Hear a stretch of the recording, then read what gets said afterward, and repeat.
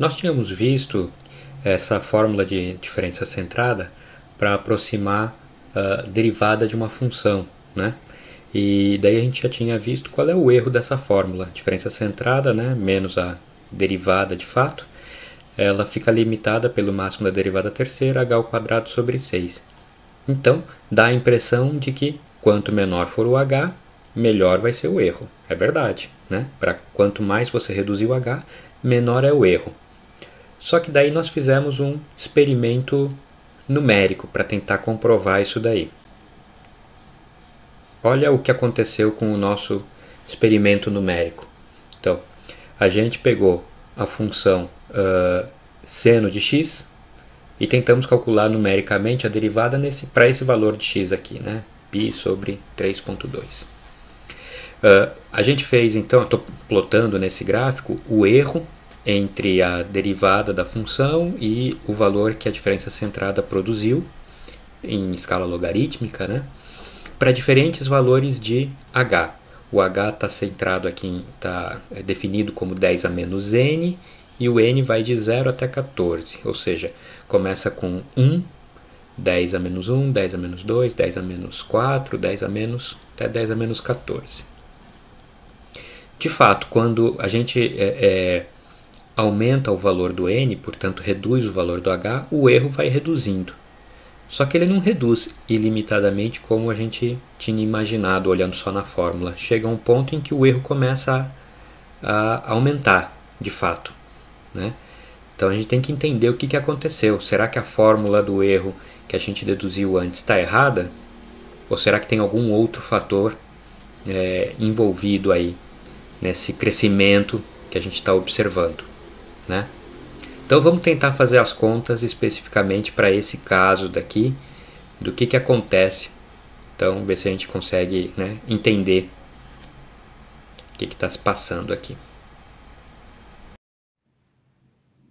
Eu coloquei aqui para referência a nossa fórmula para a diferença centrada, né, de uma função f em x. Então é a f de x mais h menos f de x menos h sobre 2h.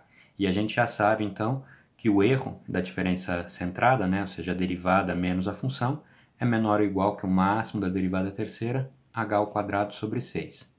Então, se o erro está limitado por esse valor, por que quando o h se reduz, o erro não reduz ilimitadamente também, né? Essa aqui é a pergunta desse exercício.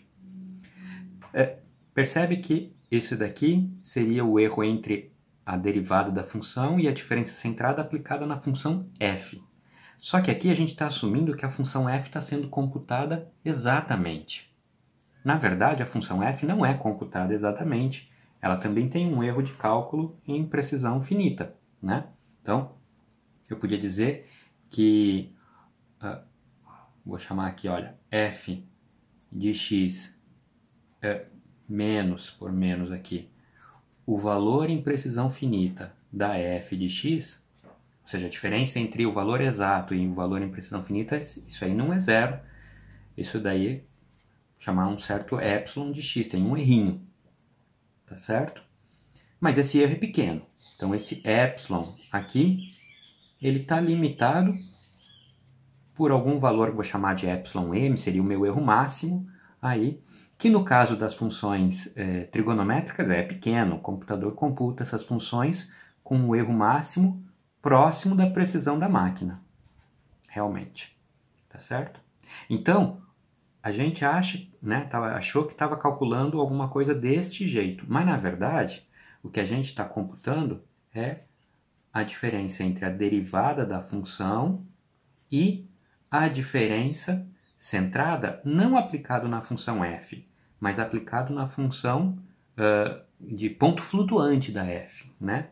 Então, fl de f seria a f menos a epsilon.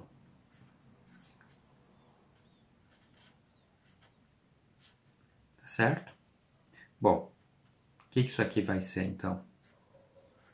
F' de x menos. Aplicar a diferença centrada nessa soma daqui vai ser a diferença na f, né? Posso distribuir aqui. mais a diferença da epsilon. Isso daqui é, por aqui embaixo, menor ou igual que f' de x menos a diferença centrada em f, mais diferença centrada em epsilon. Né? Esse termo daqui era o que a gente já conhecia, m3h ao quadrado sobre 6, é o que limita esse termo. E aqui, veja, a diferença centrada em epsilon é o quê? É essa fórmula aqui aplicada para a função epsilon, né? Vou pôr aqui. Epsilon de x mais h menos epsilon de x menos h sobre 2h. Só que o epsilon, o erro, eu não conheço, só o que eu sei é que ele é limitado por um valor epsilon m. Então, esse termo aqui, eu ainda posso majorá-lo por epsilon m para esse pedaço, epsilon m para esse daqui, mas eu não sei o sinal. Então, pode ser que eles, na verdade, não estejam subtraindo, estejam somando. Então, no máximo, esse cara daqui vai dar 2 epsilon m sobre 2h, ou seja, epsilon m sobre h. Então, esse